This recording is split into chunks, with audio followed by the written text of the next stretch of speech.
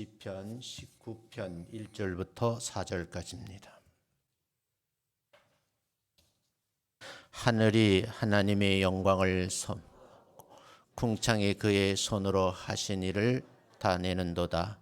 날은 날에게 말하고 밤은 밤에게 지식을 전하니 언어도 없고 말씀도 없으며 들리는 소리도 없으나 그의 소리가 온 땅에 통하고 그의 말씀이 세상 끝까지 이르도다. 하나님이 해를 위하여 하늘에 장막을 베푸셨도다. 아멘. 옆 사람하고 인사합니다. 만나 뵙게 돼서 반갑습니다. 인사합니다. 다시요. 구정 명절을 잘 보내시기 바랍니다. 라고 인사합니다. 벌써 출발하신 분 계신가요? 예배에 참석하고 갔으면 참 좋겠다 하는 그런 바람이 있었습니다. 제가 2달 만에 강단에 서서 말씀을 전하는데 이제 자주 안 하다가 쓰니까 조금 떨리네요. 노련함에도 불구하고 그런 면이 없지 않아 있는 것 같아요.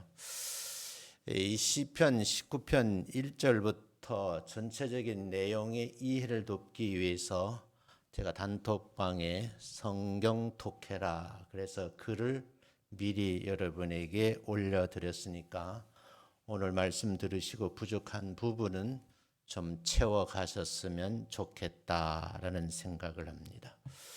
원래 이제 말씀을 준비할 때 보통 30분, 40분 설교하면 보통 목사님들이 논리적인 구성을 위해서 3단 논법을 쓰거든요.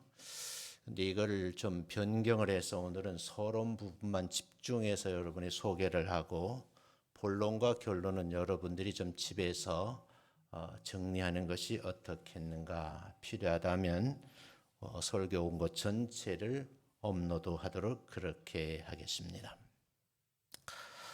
사랑하는 성도 여러분, 하나님께서는 우리 인간들에게 감각기관이라고는 특별한 선물을 부여하셨어요. 이 특별한 감각기관, 이 기관을 통해서 하나님께서 우리에게 주시는 복이 있어요. 저는 오늘 이거를 생각의 복이라 이렇게 정하고 정리를 좀 해보려고 그래요. 본문의 시편 기자는 자연을 통해서 하나님의 영광을 드러내고자 하는 의도가 본문에 숨겨져 있어요. 우리의 감각이 어떻게 이 시편 말씀에 반응하느냐에 따라서 어떤 이는 은혜를 받을 수가 있고 어떤 이에게는 불편할 수도 있고 어떤 이들에게는 이게 무슨 말이야 하고 감을 못 잡을 수도 있겠어요. 그러나 중요한 것은 우리의 감각이 어떻게 하나님의 말씀에 반응해야 하는지 또 그 말씀을 내가 받고 어떻게 전달해야 되는지 여러분이 메시지가 있어야 메신저 역할을 할 수 있지 않겠어요? 인간에게는 기본적으로 주어진 여러 가지 기능이 있습니다. 그 가운데 감각기관을 이 목 위에다가 모아놓으신 거예요. 참 신비롭다라는 생각을 하는 거죠. 눈에 보이는 기능이 있는가 하면 눈에 보이지 않는 부분도 있습니다.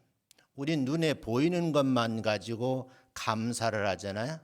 눈에 보이지 않는 것들로 인해서 시편 기자는 어떻게 표현을 하고 어떻게 감사를 하고 있느냐는 거죠. 보이지는 않지만 우리의 삶의 여정에 끊임없이 작동하는 기능도 있습니다. 이 작동의 원리에 의해서 어떤 이에게는 긍정적인 시너지를 받게 되고요. 어떤 이들에게는 부정적인 결말을 내리는 사례도 있더라는 거죠. 보이지는 않지만 우리의 생각을 좌우하는 기능이 바로 감각기관입니다. 우리는 이걸 보고 듣고 냄새 맡고 생각하고 말하는 기능입니다. 왜 하나님은 사람을 만드실 때 2 눈을 주셨을까? 양쪽 귀를 달아 놓으셨을까? 코는 하나인데 왜 구멍은 두 개일까? 우리의 뇌는 왜 그렇게 뼛속에 감춰져 있는 것일까? 학자들은 뇌는 보통 1.2에서 1.5kg 정도의 그런 무게를 가지고 있다고 하는데 상상을 초월하는 기능을 가지고 있어요. 유명한 이 뇌과학자들은 사실은 인간은 뇌의 기능의 2% 정도밖에 쓰지 못한다라고 말할 정도입니다. 그런데 이런 감각기관을 통해서 우리는 외부로부터 정보를 받아들이는 기관이 있어요. 이 받아들인 정보를 가공 처리하는 그런 곳도 있고요. 처리된 정보들을 다시 밖으로 어떻게 보면 내어보내는 과정이 있습니다. 이게 순환되어 돌아간다는 거죠. 우리는 이 순환의 과정을 거치는 기관을 한마디로 감각기관이라 그런 표현을 쓰고 있습니다. 다른 말로는 이걸 오감이라는 말을 쓰기도 해요. 여기서 끝나는 것이 아니라 이런 기본적인 감각 기능을 가지고 2차 능력을 발휘하도록 하나님은 우리의 몸속에 설계해 놓으셨어요. 그걸 어떤 학자는 4가지의 찰이다. 그래서 차찰이라는 말을 씁니다. 그 절간을 말하는 것이 아니고 템플을 말하는 것이 아니고 4가지 찰이 있다 그래요. 그런데 이 4가지 찰의 기능이 사람마다 조금씩 다르게 발달되어 간다는 거예요. 그래서 여러분 이 서론을 잘 들으셔야 시편에 있는 내용을 함축적으로 여러분 이해할 수 있고 감동이 밀려오면서 여러분에게 이런 뜻이었구나라고 감을 잡을 수 있다는 거예요. 잘 들어보시기 바랍니다. 이일독교에서 인문학의 도움을 받아 부연 설명하면 여러분에게 도움이 되지 않을까 생각을 해요. 지난주 교단 목회대학원에 가서 제가 원포인트 설교 작성법에 대해서 강의를 했어요. 강의를 하면서 그분들에게 여러 가지 이야기를 하면서 당신들이 목회를 함에 있어서 설교학을 배우게 되었는데 사실 신학교 7년 동안 설교 과목 2번 내지 3번 듣고 끝나요. 근데 여러분 목사가 돼서 강단에서 평생 설교해야 되는데 그 설교의 감각을 익히지 못하고 현장에 투입되더라는 거죠. 마지막 부탁을 했어요. 여러분 제가 본문을 주면서 이 본문을 가지고 여러분을 원고를 작성해 놓고 얼마나 트레이닝 연습을 했느냐고 물어보았어요. 대부분 참석한 목회자들은 원고 작성에 끝나고 그 원고를 가지고 성도들에게 표현하는 훈련을 하지 않았다라고 실제 고백을 하더라고요. 그 고백 속에 한마디 이런 말을 했어요. 드라마 작가가 여러분 극본을 써놓지요. 감독은요, 그걸 독자들이, 시청자들이 얼마나 감동스럽게 볼 수 있도록 리얼하게 감독은 지시를 합니다. 그리고 감독 마음에 들 때까지 반복해서 촬영을 하는 거예요. 제가 그런 말을 했어요. 여러분 그 정도로 설교하는 연습을 해보았습니까? 라고 물어보았어요. 그 마지막 소개하기를 인문학에 관련된 책을 몇 권 소개시켜 드리면서 그 책을 좀 읽어봤으면 좋겠다라고 그렇게 설명을 하고 강의를 마쳤습니다. 그 책 중에 하나 인문학의 책을 좀 도움을 빌려서 여러분에게 설명을 하려고 그래요. 그런데 여러분 이 인문학을 소개하는데 도요새라는 새를 먼저 소개를 시키려고 그래요. 한번 그림을 한번 보겠어요. 한번 보여주실래요? 방송실 한번 보여주실래요? 도요새. 도요새 여러분 아세요? 네? 도요새 어떻게 생겼어요? 모르실 것 같아서 내가 편집을 부탁드렸는데 이게 잘 안 됐나 봐. 내가 아까 들어오면서도 이거 좀 편집을 하라고 그랬는데 도요새는요 부리가 길어요. 하나님은 이 작은 새가 땅 속에 있는 지렁이를 먹고 살게끔 기본적으로 뭐예요? 만들어 놓으신 거예요. 근데 이 도요새와 사찰과의 관계가 어떻게 제가 설명을 하려나, 이 서론 부분인데 서론 부분만 하다가 끝날 것 같아요. 시간을 제가 지금 재어봤거든요. 자, 그런데 여러분, 이 도요새의 습성을 예로 들겠는데, 도요새는 긴 뿌리를 이용해서 땅 속의 지렁이를 잡아먹는 새로 알려져 있습니다. 땅 속에 숨어있는 지렁이를 어떻게 먹이로 삼고 있는 것일까? 지렁이는 어떻게 지면으로 올라와서 도요새의 먹이가 되는 것일까? 놀라운 것은 여기에 자연의 섭리가 있습니다. 비가 내리게 되면 땅 속에 숨어있던 지렁이가 숨을 쉬어야 되니까 지면 위로 올라오는 거예요. 그래서 여러분들 비가 막 내리면 길을 걷다 보면 지렁이가 길바닥에 나와 안 나와요? 나오잖아요. 그러면 하늘을 나르는 지렁이 수고하지 아니하고 진수성찬을 길바닥에 차려놨으니 주워 먹기만 하면 되는 거예요. 여러분, 이런 과정을 거치는 거죠. 근데 문제는 비가 오지 않는 가뭄이 되면은 어떻게 도요새가 이 먹이 사슬 속에서 자기 욕구를 충족시키냐는 거예요. 그런데 여러분, 이런 놀라운 자연 속에서 깨달은 여러 가지 축적된 지식을 가지고 그걸 도요새도 후손들에게 유전적으로 물려준다고 합니다. 이런 인과관계 속에서 또는 상관관계 속에서 도요새는 쉽게 먹이를 구할 수 있다는 거예요. 그런데 문제가 발생한다 그랬죠? 가뭄이 지속되는 거예요.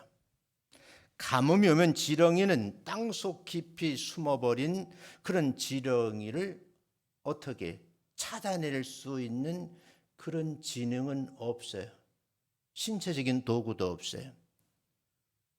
그러면 여러분 생의 이 도요새는 어떻게 이 지렁이를 찾아낼 수 있을까? 그 긴 가뭄 속에서도 어떻게 욕구를 충족하고 하늘을 나를 수 있을까? 궁금하지 않느냐는 거예요. 궁금하면 질문해야 돼요. 모르면 물어봐야 돼요. 이 질문에 대한 답을 찾는 과정을 통해서 사찰의 의미를 좀 살펴보려고 그래요.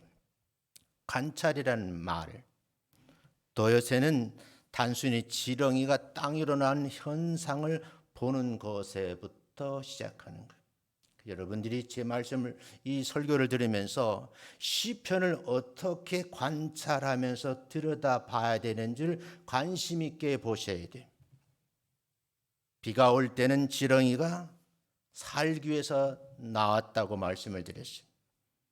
가뭄일 때 나오지 않는 사실을 참으로 고통스러운 시간을 지나면서 주의 깊게 들여다보는 새가 도요새입니다. 다시 말씀드리면 우리로 표현하면 현상을 객관적으로 주의 있게 살펴보는 인간들의 행위를 말하는 거예요. 이런 관찰의 기능이 부족하면 어쩌면 인생을 살아가는데 어려움을 겪을 수도 있다는 거죠. 이 부분도 필요하면 여러분에게 제가 글을 써서 지면에 발표한 것이 있어서 이거는 이제 인문학으로 쓴 글이니까 가능하면 여러분의 업데이트해서 올려드리도록 하겠어요. 두 번째, 고찰이라는 거예요. 고찰이라는 말은 사전적 의미는 저런 사전을 찾아보시면 되고, 도요새는 관찰한 내용을 바탕으로 해서 왜 자연 세계에서 이런 현상이 일어나는지 깊이 생각하는 거예요. 비와 지렁이의 관계, 가뭄과 지렁이의 관계를 나름대로 새머리지만 고도의 고민을 하면서 생각을 하는 거죠. 지렁이가 땅속으로 들어간 이유를 추론하는 과정을 우리 인문학에서 고찰이라고 말합니다. 관찰한 내용을 바탕으로 해서 원인과 결과를 분석하고 깊이 연구하는 행위예요. 이 시편 19편 1절부터 4절까지가 관찰과 고찰이 이루어지지 않으면 내용을 이해하기가 굉장히 어렵다는 거예요. 그냥 읽는 것으로 끝난다는 것이 아니라는 뜻이에요. 그래서 여러분들에게 이걸 제가 분석해서 4, 5페이지를 제가 아침에 단톡방에 올려드렸어요. 여러분, 분석이 끝난 다음에 통찰을 하는 겁니다. 고찰을 통해 도요새는 지렁이가 왜 지면으로 올라오는지를 알게 된 거예요. 그건 뭐냐 하면 하늘에서 비가 내리면 그 빗방울이 땅의 지면을 두드리거든요. 그럼 지면의 진동을 느낀 지렁이는 본능적으로 이 땅속 계속 있으면 내가 숨 막혀 죽는다라고 생각하고 지렁이는 지면으로 올라오는, 살기 위해서 올라왔는데 지렁이는 지성찬을 맛보는 기회가 된 겁니다. 참으로 재미있고 아름다운 그런 현상들을 우리는 볼 수가 있어요. 여기서 하나 놀라운 사실을 알게 되죠. 이처럼 현상의 본질을 꿰뚫어 보고 새로운 해결책을 찾아내는 능력이 있는 사람을 뭐래요? 통찰력이 있다 그래. 우린 지혜로운 사람을 보고 저분은 자연의 세계에서 인간들이 살아가는 세상사에서 그걸 깊이 들여다보는 고찰하는 능력도 있지만 그 고찰하는 과정에서 통찰하는 능력이 있는 사람들이 있더라는 거죠. 오랫동안 교육 현장에 있으면서 많은 사람들을 봤어요. 이 관찰과 고찰과 통찰력이 있는 사람과 이게 부족한 사람들을 보게 돼요. 결과적으로 졸업할 때 어떤 이는 졸업을 하고 어떤 이는 논문에 통과되고 학위를 받는 사람이 있는가 하면 그렇지 못한 사람들도 있더라는 거예요. 문제는 뭐예요? 관찰, 고찰, 통찰하는 기능이 있느냐 없느냐의 차이더라는 거예요. 그런데 우리가 미물인 도요새에게도 이런 기능을 가지고 살아가는데 만물의 영장이라고 하는 인간들이 왜 이 기능을 활용하지 못할까? 만약에 이 부분이 조금 부족하면 시편을 이해하는데 굉장히 어려움을 겪을 수 있다라는 생각을 해보는 거예요. 사람이 살아가는 인간 세계에도 원리가 있거든요. 자연 세계에도 원리가 있어요. 저는요, 궁금해서 어저녁 밤에 검색을 해봤어요. 우주 공간의 행성들은 어떻게 배열이 되어 있을까? 사실은 수평적으로 배열이 되어 있거든요. 우리 눈은요, 쳐다보잖아요. 태양계를 중심으로 수평으로 형성되어 있거든요. 그런데 우리 눈에는 위에 있는 것으로 보일까? 이거에 대해서 과학자들은 어떻게 설명할 수 있을까? 한 2시간 정도 찾아보면서 또 연구를 해봤어요. 자, 마지막은 성찰하는 겁니다. 도에서는 자신의 행동, 이 부리로 땅을 두드리는 행위를 통해서 그렇구나. 하늘에서 비가 내 빗방울이 땅을 두드리니까 그 두드리는 것을 피부로 느낀 지렁이는 살기 위해서 바깥으로 나오는 것을 알게 됐어요. 그러면 도에서는 생각하는 거죠. 똑같은 행위를 하면 가뭄에도 죽지 않고 살 수 있노라는 생각을 하게 된 겁니다. 그러면서 도에서는 가뭄의 때에 땅에 내려앉아서 발로 부리로 땅을 두드리는 겁니다. 근데 지렁이는요, 빗방울 소리를 착각하고 지면으로 올라오는 거예요. 그럼 어떻게 해요? 드시기만 하면 되는 거예요. 그런데 여러분 여기서 끝나는 것이 아니에요. 도요새는요, 이 두드리는 행위를 이게 과연 효과적인 것인지, 아니 이 방법과 다른 방법 없는지 다시 한번 뒤돌아보는 것, 그걸 성찰의 기능이라 그럽니다. 인간들도요, 시행착오를 거치면서 자신의 방법을 개선해 나가는 과정이 있어야 된다는 거예요. 자신의 생각과 행동을 되돌아보고 반성하면서 더 나은 방향으로 나아가는 좀 앞선 행위를 할 수 있는 지혜로운 성도들이 되시기를 주의 이름으로 축원합니다. 그래서 관찰, 고찰, 통찰, 성찰 이 네 가지가 유기적으로 연결이 돼서 생각 기능을 높이는 사람을 다른 말로 하면 지혜로운 사람이다, 이런 표현을 쓰는 거예요.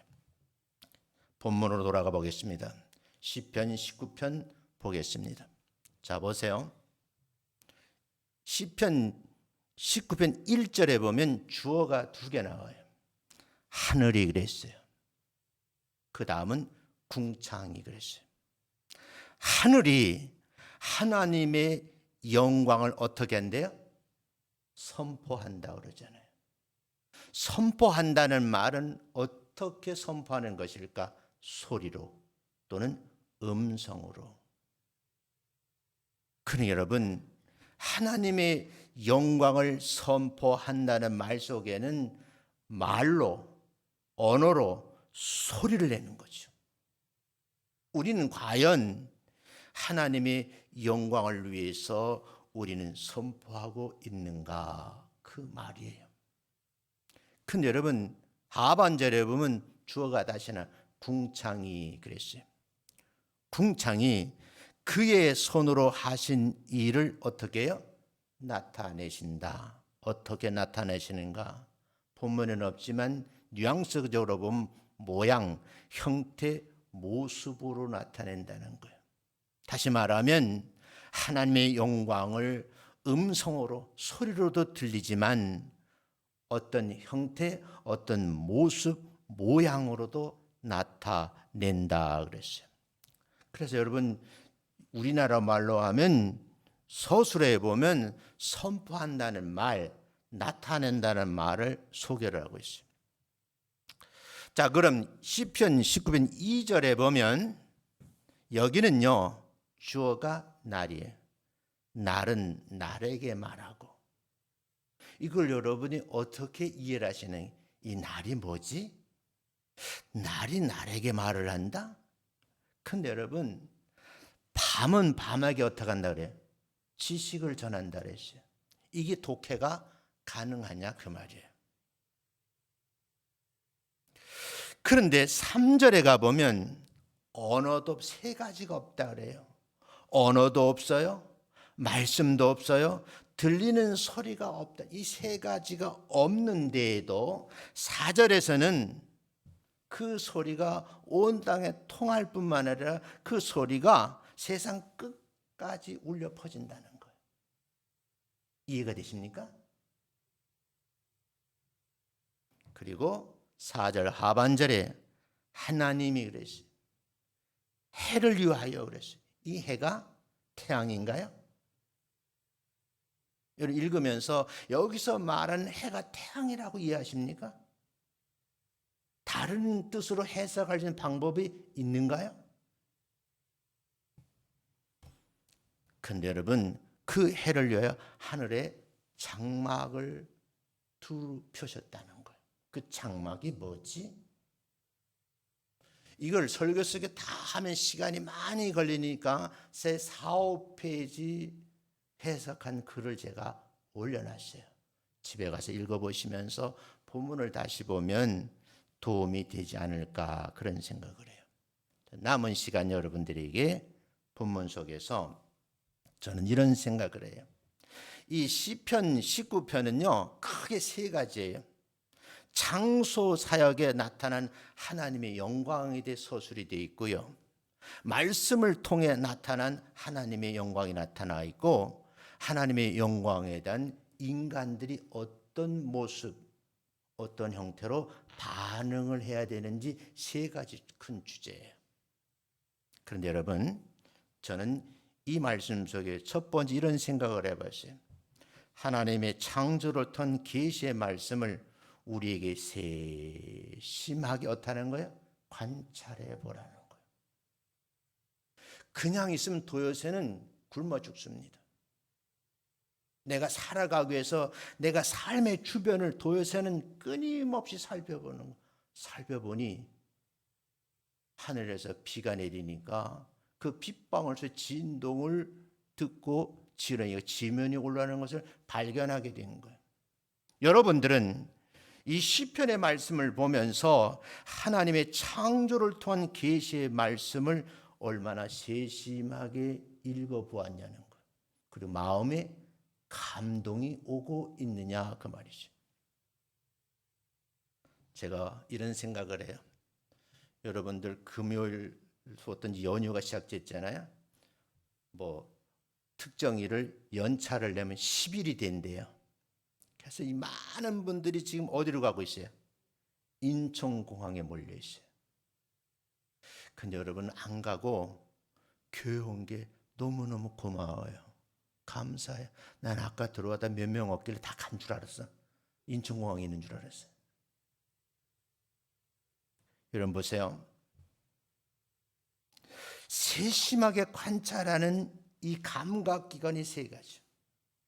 두 눈으로, 두 귀로, 두 코가 아니고 두 콧구멍으로 보고 듣고 냄새를 맡는 역할을 하셔야 돼요.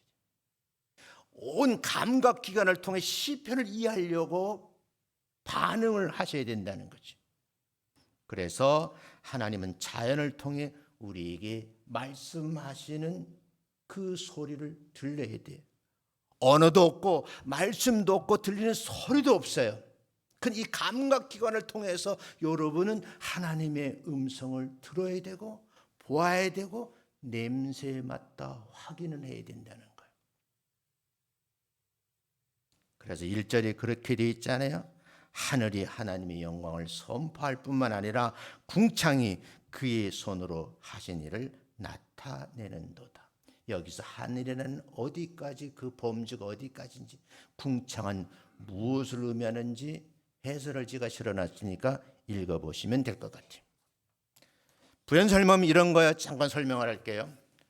하늘이 하나님의 영광을 선포하고 궁창이 그의 손으로 하신 일을 나타난다. 이 말씀은요, 시편 19편 1절에 나오는 말씀으로 하나님의 창조의 위대함을 찬양하는 시의 도입 부분이에요.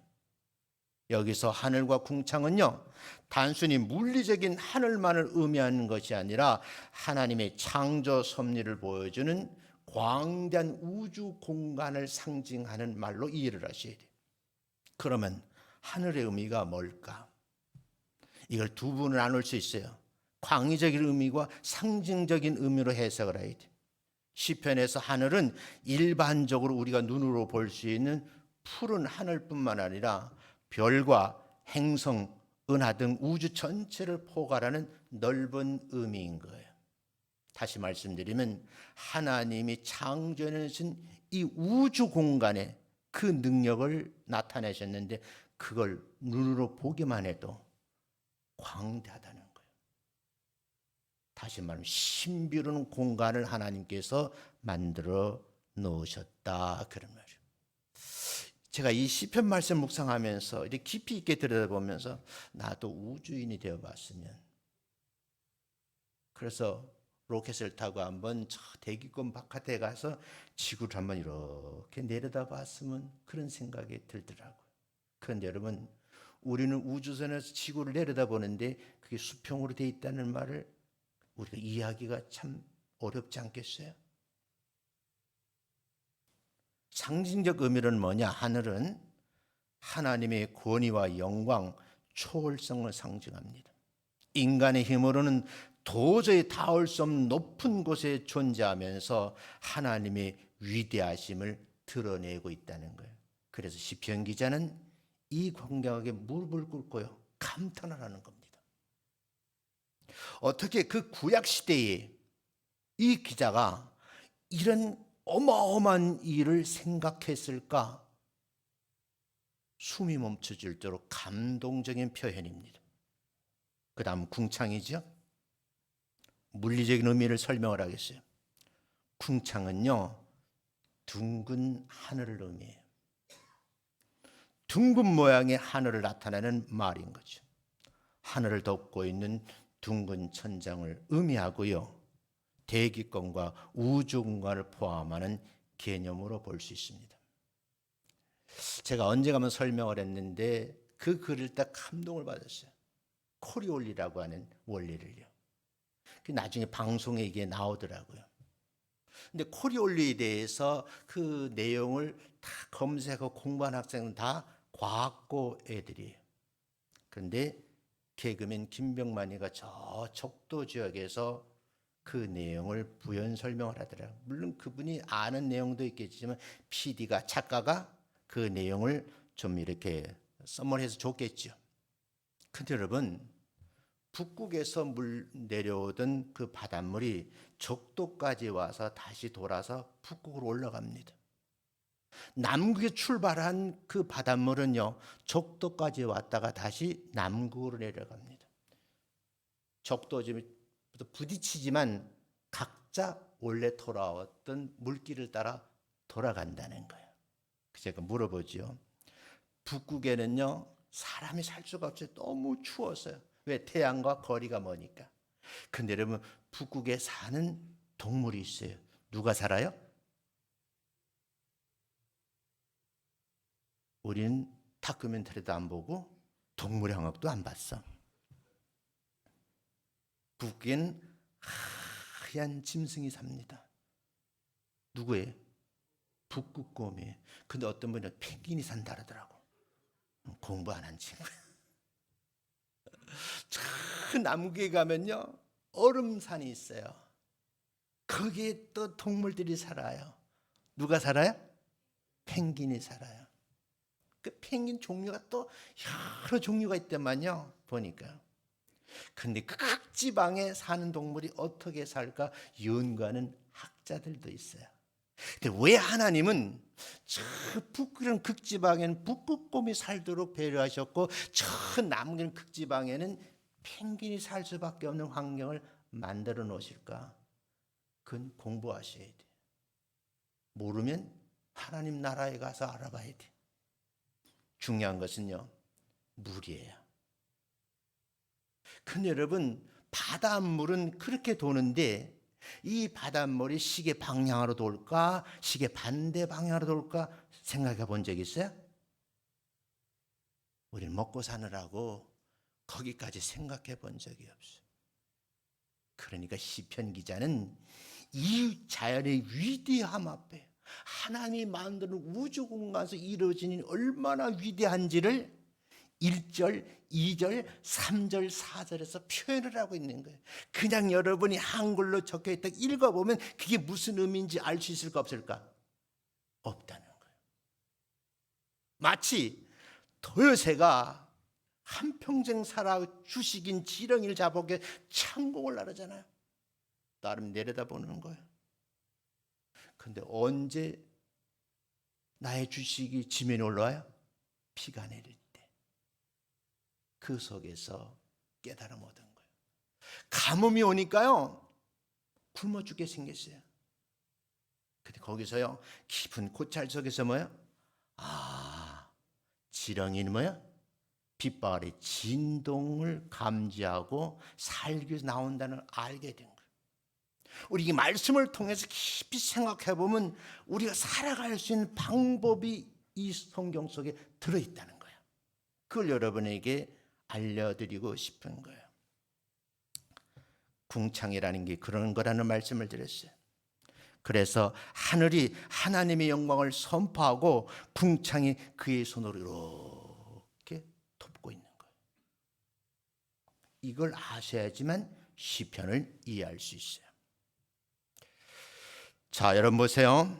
시편 19편 1절에서는 하늘과 궁창은 단순히 물리적인 하늘을 넘어 하나님의 창조의 능력과 그리고 그분의 섭리와 온 우주 공간에 가득하게 채워져 있다는 사실이 상징적으로 나타내는 말씀의 의미다 하는 거죠.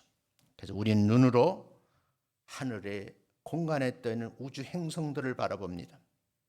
귀로 바람의 소리를 듣습니다. 어떤 분이 그러더라고요. 그 과학자 얘기를 듣는데 내가 참 감동을 받았어요.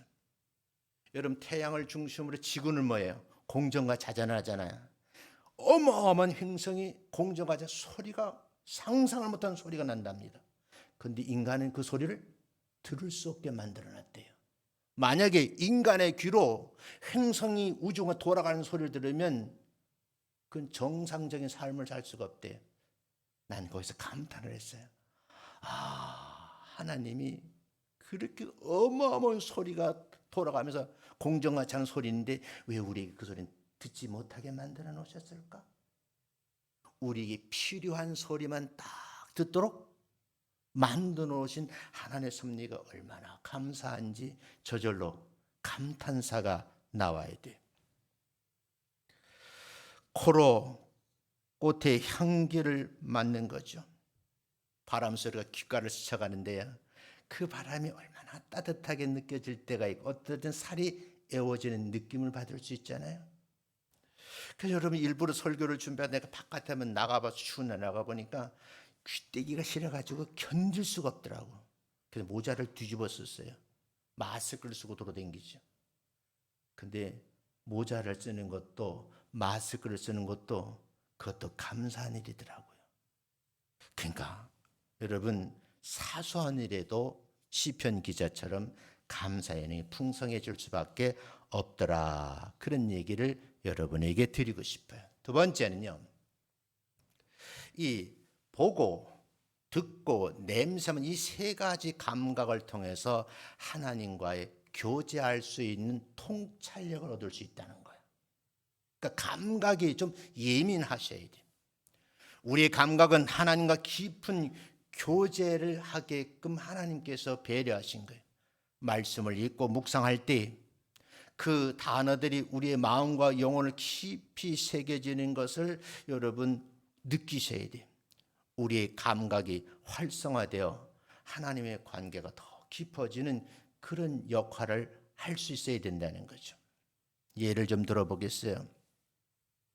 찬양을 부를 때 우리의 목소리가 하나님께 향하고 있는 거지, 아니면 내 자랑을 하고 있는 것은 아닌지, 그 소리 속에서 하나님의 임재를 느낄 수 있는 것인지, 이런 경험은 우리의 신앙을 더욱 돈독하게 하고 우리에게 참 한평생을 복받은 사람으로 살아가고 있다라고 느낌이 오는 그런 과정, 이게 필요하다는 거죠. 제가 아까 오감을 말씀드렸어요. 기억을 더듬으면서 눈으로 보는 걸 뭐라 그래요? 그걸 시각이라 그래요. 귀로 듣는 것을요, 청각이라 그래요. 그래서 이게 못 들으면 청각장애라 그래요. 볼 수 있는데 볼 수 없는 사람을 시각장애라 그래요. 코로 냄새 맡는 기능이 있잖아요. 근데 여러분, 나는 깊이 생각해 봤어요. 저는 가끔 비염이 있어서 가끔가다 한쪽 코가 막히거든요. 만약에 그 콧구멍이 하나 있으면 나는 숨을 못 쉬어서 죽었을 것 같아요. 놀라운 사실은요, 비염 있는 환자에게 항상 한쪽 콧구멍 어떻게 해요? 열어놓으신다는 거예요. 내가 비염 환자지만 힘들고 어렵지만 그래도 그 가운데서 하나님 양쪽을 다 막 한쪽을 뚫어내줘서 고맙습니다 하고 감사 기도하고 반대로 누웠더니 막혔던 구멍이 뚫리고 반대쪽도 막히더라고요. 야, 오토매틱 자동이더만. 신기한 거야. 나는 고통스러운 건데 그 속에서도 깨달음을 주더라고. 제가 이런 사례를 들으면 너무너무 많아요. 그러니까 여러분, 이 보고 듣고 냄새를 맡아야지만 깨달음, 통찰력을 얻을 수 있다는 거 말씀을 드리는 거예요. 지난주 목요일 에스더 3호 영성의 모임에 제가 참석을 했어요. 우리 교회보다 규모는 작더라고요. 그러니까 사모들이 다 오니까 본당이 꽉 차요. 그리고 예배가 시작됐어요. 근데 작은 교회인데 음향시설이 너무너무 잘 돼 있는 거예요.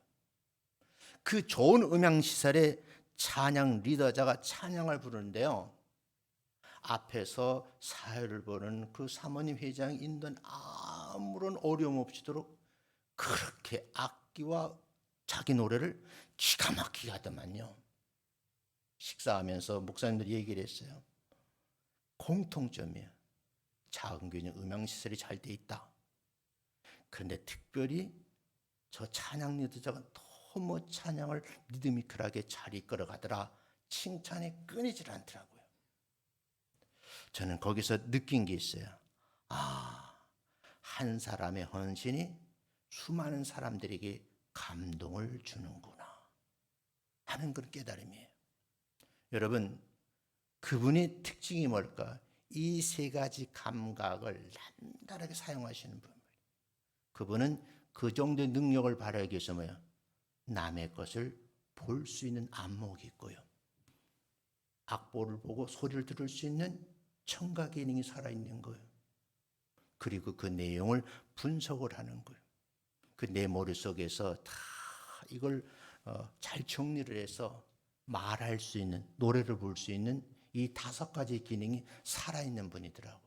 그러니까 모든 사람들이 박수를 치는 거예요. 어느 집회보다 참 은혜로웠습니다. 너무너무 감동이 되었습니다. 이런 표현을 쓰는 것을 봤어요. 그래서 여러분들이 이런 이제 감각 기관을 통해서 하나님의 교제를 하기 위해서 통찰력을 얻으셔야 된다 하는 말이에요. 그래서 여러분 2절에 보면 날은 어떻게 해요? 날에게 말하고 밤은 밤에게 지식을 2가지를 다 합니다. 그런데 여러분 3절에서는 언어가 없어요. 말씀이 없어요. 들리는 소리가 이 3가지가 없는데도 그 소리가 그랬어요. 온 땅을 어떻게 통하는 거예요. 느끼면 반응을 하는 거예요. 근데 그것이 지면을 펴서 나간다. 그런 말이에요. 이 모든 과정이 하반절에서는 하나님이 해를 위해서 하늘의 장막을 베푸신 것처럼 여러분과 저에게 덮고 계시면서 은혜를 베푸시는 줄로 믿습니다. 세 번째, 일상생활 속에서 하나님의 음성을 들어야 입이 열려 하나님을 찬양할 수 있다는 거예요. 무슨 말인가? 일상생활 속에서 우리의 감각이 하나님의 음성을 듣는 통로가 되셔야 돼요. 하나님은 우리의 삶 속에서 매일매일 말씀을 하시거든요. 근데 그 말씀을 우리가 못 듣는 거예요. 다시 말씀드릴게요. 지구가 공전과 자잘하면서 어마어마한 소리가 나는데 하나님은 그 소리를 못 듣게 해놓으셨어요. 근데 들을 수 있는 방법을 소개를 하는 거예요. 우리가 한번 생각을 해봐야 되는 거죠. 친구의 격려, 가족 간의 사랑, 자연의 소리 등은요, 하나님이 우리에게 들려주는 메시지. 우리 일상 속에서 이런 감각을 통해서 하나님의 음성을 듣고 깨닫는다면 우리 삶이 더 풍요로워지지 않을까? 짤막한 사례 3가지를 소개하는데, 이 소개하는 이유는 이 휴식 기간 동안에 여러분 똑같은 이런 반복적인 행위를 통해서 은혜를 좀 누렸으면 좋겠다 해서 소개를 해요. 물론 점심은 조금 늦게 먹더라도 내가 이제 2달 만에 설교하니까 조금 더 하려 할게요. 어떤 화가 얘기입니다. 어릴 적부터 그림 그리는 것을 좋아했던 친구예요. 근데 가정 형편이 너무 어려운 거예요. 결국은 본인이 이렇게 그림을 잘 그리는데 그 꿈을 포기하고 살기 위해서 공장에서 일을 하게 됐어요. 공장 일이 너무 힘든 거예요. 힘든 일상생활 속에서도 본인이 가진 그림에 대한 열정을 놓지를 못했어요. 그래서 지친 몸을 집으로 돌아와서 몰래 남은 짜투리신 그림을 그리기 시작했어요. 어느 날 지친 몸을 이끌고 집으로 돌아가던 이 친구는요, 길가에 핀 작은 들꽃을 보게 됐어요. 무심코 지날 수 있었겠지만 그날따라 꽃의 색깔, 모양, 모든 것이 너무너무 아름답게 느껴지는 거예요. 그런데 들여다보고 있는데 음성이 들리는 거예요. 이 친구에만 들리는 음성이 아무개야, 네 포기하지 말아라. 그림 그리는 것을 포기하지 말아라. 먹고 살기 공장 일하는 게 너무너무 힘들지만 포기하지 않았으면 좋겠다 하는 음성을 들었어요. 사랑하는 성도 여러분, 그리고 두 번째 음성을 들리기를 아무개야, 내가 너에게 그 재능을 주었거든. 그 재능을 잊지 말아라 그러더라는 거예요. 그 순간 이 친구는요 다시 붓을 들기로 결심을 했어요. 낮에는 변함없이 공장에 열심히 일을 하고 밤에는 그림을 그리는 고된 생활을 이뤘습니다. 그런데 여러분, 이 음성을 듣고 밤에 그림을 피곤하지가 않더라는 거예요. 이 친구는요 나중에 길거리 화가로 활동을 하면서 사람들에게 희망과 감동을 주는 그림을 그리게 되었고 결국 유명한 화가로, 길거리 화가로 성공을 하게 되는데 여러분이 아는 화가예요. 그는 훗날 그때 길가에 핀 들꽃을 통해서 본인이 신앙 간증을, 나는 그때 길바닥에서 그 꽃을 하나님의 음성을 들었다. 포기하지 말아라. 그 재능을 썩이지 말라 하는 음성을 들었다는 거예요. 또 한 사람이 노부부입니다. 오랜 시간 자녀가 없던 노부부는 매일 밤마다 두뇌가 손을 맞잡고 기도를 했어요. 그러던 어느 날 옆집에 사는 젊은 부부가 교통사고로 갑작스럽게 세상을 떠난 거예요. 그런데 여러분, 그 집안에 어린 아이만 혼자 남게 됐어요. 슬픔에 잠긴 노부부는 이 아이를 우리가 보살펴야 할까 하고 고민을 했어요. 고민한 이유는 노인이라면 경제력이 없는 거예요. 아이를 키울 만한 그런 재물이 없는 거예요. 그리고 나이도 많다는 걸 알게 됐어요. 그런데 여러분, 그 순간 아이를 물끄러미 쳐다봤어요. 엄마 아빠가 죽었다니 얼마나 슬펐겠어요. 그런데 그렇게 쳐다보고 있는데 노부에게 하나님께서 말씀을 하시는 거예요. 아무개야, 너희에게 맡긴 아이니 사랑으로 보살펴 주어라. 마음에 강한 음성이 들려오는 거예요. 결국 이 노부부는 옆집 아이를 입양해서 친삭처럼 키웠고 아이는 밝고 건강하게 자라서 훌륭한 사람으로 성장을 했습니다. 그런데 나중에 숨을 거두면 이 노부가 한 말, 우리는 이 아이를 통해 하나님을 사랑하는 방법을 깨닫고 배우게 되었습니다 하고 생을 마감했다는 거예요. 하나 얘기도 하고 마치겠어요. 깊은 숲속에 사는 한 농부는요 매일 밭에 나가서 일을 했습니다. 어느 날 그는 밭에서 일하던 중 작은 새 한 마리가 지쳐서 날개짓하며 땅에 떨어지는 거예요. 그냥 대수롭게 생각하지 않고 그냥 죽었나 보다 하고 생각을 하면 되겠죠?